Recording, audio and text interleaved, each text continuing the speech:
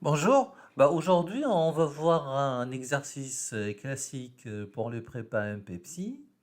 Donc dans la vidéo précédente on a vu la fonction zeta de Riemann, maintenant on va voir la fonction zeta alternée de Riemann. Alors l'exercice est le suivant, on pose état de x égale à la somme de n égale à 1 jusqu'à plus l'infini de moins 1 puissance n sur n puissance x. Première question, déterminer le domaine de définition de la fonction état, puis montrer que état est de classe C infinie sur son domaine de définition. Voilà. Alors, première question, si x est inférieur ou égal à 0, on a moins 1 puissance n sur n puissance x ne tend pas vers 0 quand n tend vers plus l'infini. Et donc, la série de termes générale moins 1 puissance n sur n puissance x diverge grossièrement. Par contre, si x est strictement positif, la suite 1 sur n puissance x est décroissante et converge vers 0. Et donc, d'après le critère spécial des séries alternées, on a la série de termes générale moins 1 puissance n sur n puissance x qui est convergente, ce qui donne que le domaine de définition de la fonction état est 0 plus l'infini. Alors, ceci pour la première question. Pour la deuxième question, on pose, quel que soit n dans l'étoile, quel que soit x strictement positif, la suite de fonctions gn de x égale à moins 1 puissance n sur n puissance x. On a gn est de classe C infini sur 0 plus l'infini. Et la dérivée pim de gn appliquée à x est moins 1 puissance n plus p fois ln de n puissance p sur n puissance x.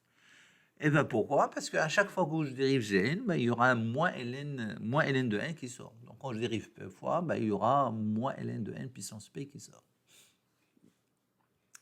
Alors l'idée maintenant, c'est de s'intéresser un petit peu à la convergence uniforme de la série de termes générales, les dérivées pm de gn. Alors remarquons que la suite dérivée pm de gn, pas de fn, de gn de x est alternée. Et regardons s'il est décroissante à partir d'un certain rang et si elle converge. Alors pour ça, on va considérer la fonction phi qui était associée à ln de t puissance p sur t puissance x. Alors la dérivée phi' de t, c'est ln de t puissance p moins 1 facteur de p moins x ln de t sur t puissance x plus 1. Quand ln de t est supérieur ou égal à p sur x, on a phi' de t qui est inférieur à 0. Et donc la fonction phi, en fait, décroissante sur exponentielle p sur x plus l'infini.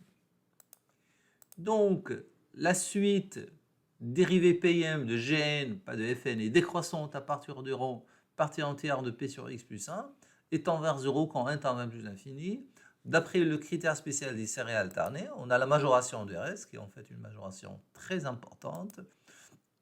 Quel que soit A strictement positif, quel que soit n supérieur ou égal à la partie entière de P sur A plus 1, quel que soit x supérieur ou égal à 1, on a le module du reste d'ordre n appliqué à x inférieur ou égal à ln de n plus 1 puissance P, le tout sur n plus 1 puissance A.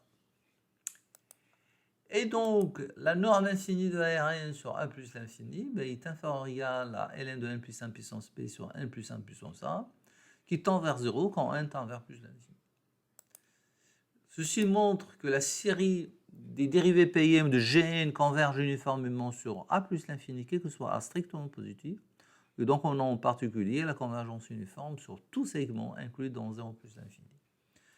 Et bien voilà, on en déduit alors, d'après le théorème de dérivation sous le signe somme des séries de fonctions, que la fonction état est de classe C infinie sur 0 plus l'infini, et qu'on a, quel que soit P dans N, quel que soit x strictement supérieur à 0, la dérivée Pm de état au point x est la somme de n égale à 1 jusqu'à plus l'infini de moins 1 puissance n plus p, ln de n puissance p sur n puissance x.